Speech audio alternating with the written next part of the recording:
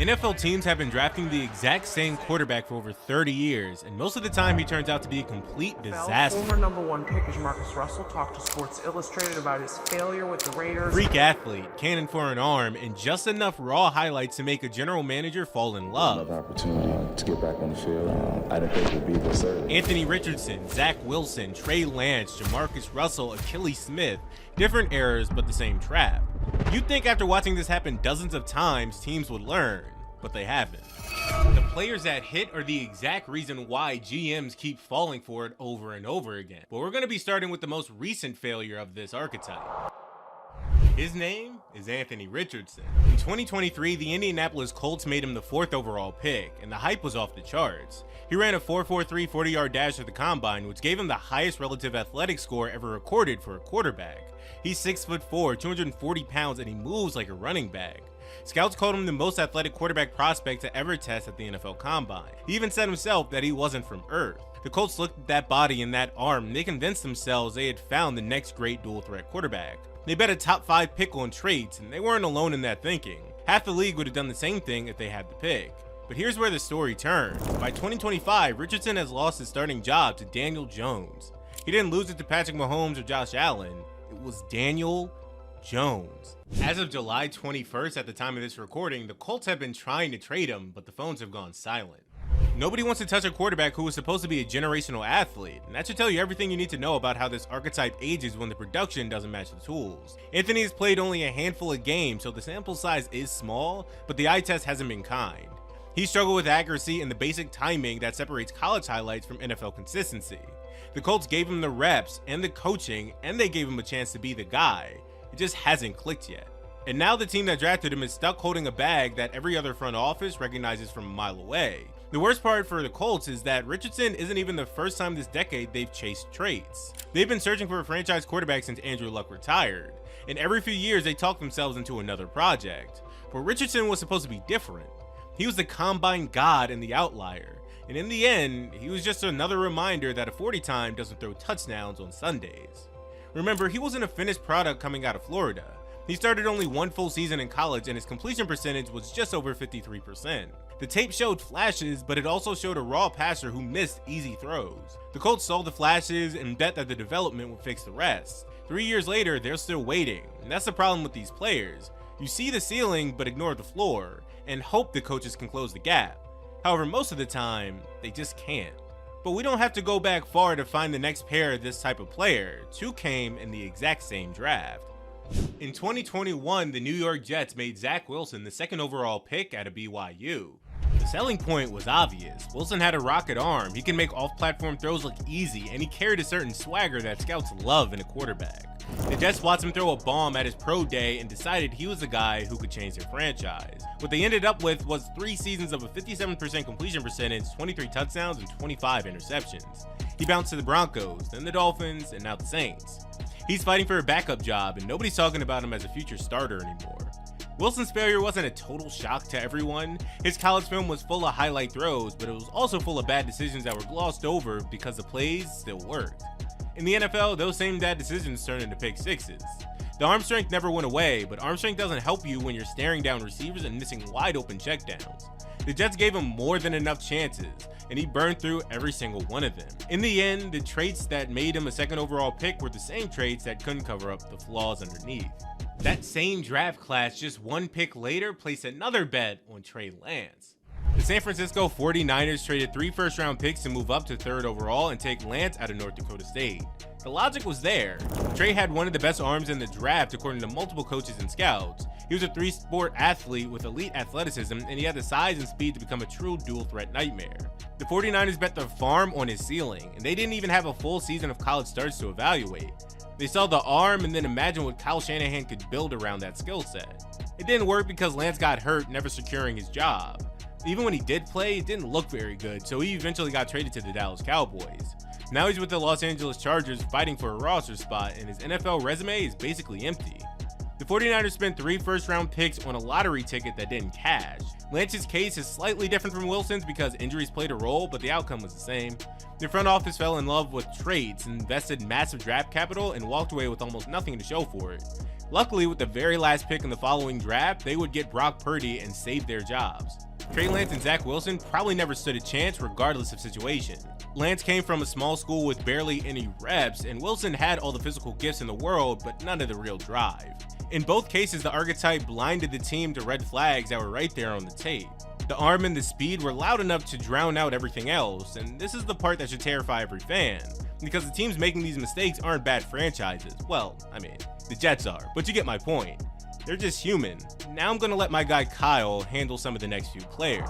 But if you think this is a modern problem, you probably haven't been paying attention to NFL history. Because in 2007, the Oakland Raiders had the first overall pick, and they walked into that draft room absolutely convinced that Jamarcus Russell was their savior. The numbers were absurd. He was 6'6", 260 pounds, with an arm that could probably throw a football through a brick wall. At his pro day too, Russell reportedly threw the ball 60 yards from his knees, and scouts ate it up. The Raiders saw a defensive lineman's body with a quarterback's skill set, and they couldn't resist. What they got though was 3 seasons of just pure disaster. Jamarcus Russell threw 18 touchdowns to 23 interceptions, barely completed 52% of his passes, and managed just over 4,000 total passing yards in his entire career. What's even crazier to think about too is that he held out as a rookie and showed up overweight. Reports later surfaced too that he had no work ethic and no interest in actually learning how to play the position. The Raiders spent the first overall pick on a guy who treated the NFL like a side job. But now flash forward in 2026, when the Raiders drafted Fernando Mendoza first overall, it was their first round 1 quarterback since Jamarcus Russell. That's how badly the franchise took that hit.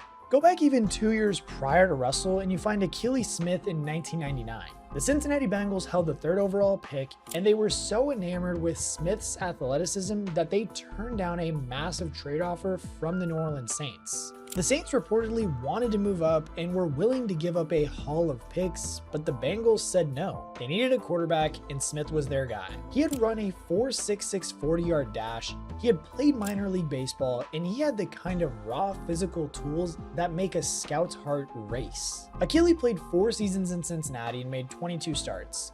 He threw 5 touchdowns and 13 interceptions, completed 47% of his passes, and was out of the league by 2002. The Bengals passed on a franchise-altering trade package to take a quarterback who couldn't read a defense. Smith wasn't lazy like Russell, but he was just as unprepared for the complexity of the NFL. The athleticism that made him a top 3 pick was useless because he couldn't process the game fast enough to use it. And because of that, the Bengals learned the hard way that a fast 40 doesn't help you diagnose a cover 2 blitz. So that's the thing, Russell and Smith are separated by 8 years and just completely different personalities. But the thing is too is that the stories, they're identical. A front office fell in love with a body and an arm, ignored the warning signs, and set their franchise back half a decade. The Raiders and Bengals weren't stupid, they were just human, and they saw the upside and talked themselves into the idea that they'd be the ones to figure it out. But they weren't. The rabbit hole of this entire thing honestly goes even deeper if you look at the 1990s and the early 2000s. In 1998, the San Diego Chargers had the 2nd overall pick, and the debate at the top was between Peyton Manning and Ryan Leaf. Peyton Manning was the polished prospect with the football IQ and the pedigree, while Leaf was the big-armed gambler out of Washington State who some scouts actually preferred. The Chargers took Leaf, and he proceeded to throw 14 touchdowns against 36 interceptions while completing 48% of his passes. NFL Network a few years later even named him the #1 quarterback bust of all time. Then there's Andre Ware, the Heisman Trophy winner from Houston, taken 7th overall by the Detroit Lions in 1990. Ware was the first black quarterback to win the Heisman, and his college numbers were video game ridiculous. He threw for over 4,700 yards and 46 touchdowns in his Heisman season, running a pass-heavy spread offense that looked nothing like an NFL system. The Lions, they bought into the hype. They drafted him in the top 10 and proceeded to bury him on the bench. He played 14 games over 4 seasons, threw 5 touchdowns and 8 interceptions, and finished with just over 1,100 career passing yards. And don't get me wrong, Andre's arm was legit. But the Lions never gave him a real chance to develop, and the scheme he came from didn't prepare him for the NFL. And of course, you can't talk about this archetype without mentioning Kordell Stewart, known as Slash. The Pittsburgh Steelers took him in the second round in 1995, and he was the ultimate physical specimen. Stewart played quarterback, wide receiver, and running back. And he had elite speed, a strong arm, and athleticism that was borderline unfair. The Steelers tried everything to make him a franchise quarterback, and he did make a Pro Bowl and lead them to an AFC Championship game, but he never became the consistent passer they needed. His career totals of 14,746 yards and 77 touchdowns are respectable, but the Steelers spent 11 years trying to fit a square peg into a round hole. Stewart's really the cautionary tale of what happens when you draft traits without a clear plan of how to use them. Leaf, Ware, and Stewart represent three different flavors of the same poison. Leaf had the tools and the temperament of a volcano, Ware had the tools in a college system that lied about his readiness, and Stewart had the tools in a team that never committed to a single identity for him. In every single case, the front office saw the athleticism and the arm, assuming the rest would just sort itself out, but it never did. Now, this is the archetype though that probably fails most of the time. And yet the crazy part to think about too is that teams actually keep betting on it anyway. Like every once in a while though, it actually does somehow manage to work out though. And when it does, that payoff is so enormous that it erases the memory of every bust that came before it. Look at Ben Roethlisberger, drafted 11th overall by the Pittsburgh Steelers in 2004. Big Ben was 6'5", 245 pounds with a cannon of an arm and the body that was nearly impossible to tackle. He wasn't a refined prospect either, as he came out of Miami of Ohio, which isn't a powerhouse program, and had real questions about his level of competition. But again, the Steelers saw the arm along with his frame and committed to him immediately. They didn't try to turn him into something he wasn't. They let him extend plays with his size and his strength, and they built around what he did well. 2 Super Bowls and 18 seasons later, the gamble looks like genius. Lamar Jackson though is a different kind of hit, but he proves the same point. Jackson won the Heisman Trophy at Louisville and entered the 2018 draft with elite athleticism and a really nice arm. The problem though was that many teams didn't see him as a quarterback at all. Scouts wanted him to work out as a wide receiver. Lamar then refused to run the 40 at the combine because he didn't want to reinforce the idea that he was just an athlete. So the Ravens took him 32nd overall, and instead of forcing him into a traditional pocket passer mold, they built an offense around his legs and his arm. The result has been multiple MVPs, multiple first-team All-Pros, and a quarterback who redefined what the position could look like. The Ravens bet on the traits, but they bet with a plan. And then there's Josh Allen, who might be the most perfect example of this archetype actually working. In 2018, the Buffalo Bills took him 7th overall out of Wyoming, and the scouting reports were almost identical to the bust we've already covered. Allen was about 6'5", 237 pounds with a rocket arm and a 4.75 40-yard dash. He was also pretty raw, inaccurate, and coming from a small school where the competition was questionable. The first 2 years of his career looked awful. He completed less than 60% of his passes, and the Bills faithful were pretty nervous. But Buffalo stuck with him. They built the offense around his strengths, and they gave him time to figure out the NFL game. Now he's won an MVP and arguably the best quarterback in the NFL. Allen is the dream scenario for every GM who drafts a traits quarterback. He's also the exception though that proves the rule. For every Josh Allen, there's going to be 3 or 4 Zach Wilsons. And most front offices never stop to ask if they're looking at Allen or the Wilson. Then there's Patrick Mahomes. The Kansas City Chiefs took him 10th overall in 2017, and the profile was classic archetype material. Mahomes had elite arm strength with the ability to throw from any angle. He wasn't a traditional pocket passer. He took too many chances for some, but the Chiefs didn't throw him into the fire right away. They set him a full season behind Alex Smith while Andy Reid's system sank in, and then they unleashed him when he was ready. Mahomes without a doubt now is the best quarterback in football with multiple MVPs and multiple Super Bowls. But his success is a story of perfect situation as much as perfect talent. If Mahomes had gone to a bad team with a bad coach and been forced to start immediately, his story might look very, very different. The difference between the busts and the hits isn't the traits. The difference is the situation, the coaching, the patience, and the work ethic of the player. Jamarcus Russell showed no work ethic while Allen had an obsessive one. Leaf had no emotional maturity, and Mahomes got a year to learn without pressure. Richardson went to a team desperate for a savior. Roethlisberger went to a franchise with a culture and a plan, so the archetype doesn't succeed or fail in a vacuum. It succeeds when the organization knows what it's doing and the player is willing to put in the work. That combination is rare. Which brings us back to the uncomfortable truth. The real reason NFL teams keep drafting this quarterback isn't that they're stupid. It comes down to survivorship bias. A GM sits in the draft room and watches Josh Allen throw a ball 70 yards while running to his left. He sees Patrick Mahomes whip a no-look pass across his body for a touchdown.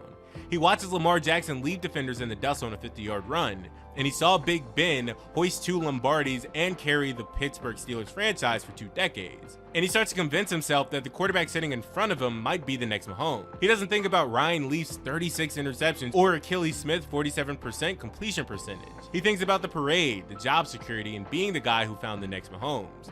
The math is brutal, and every front office knows it.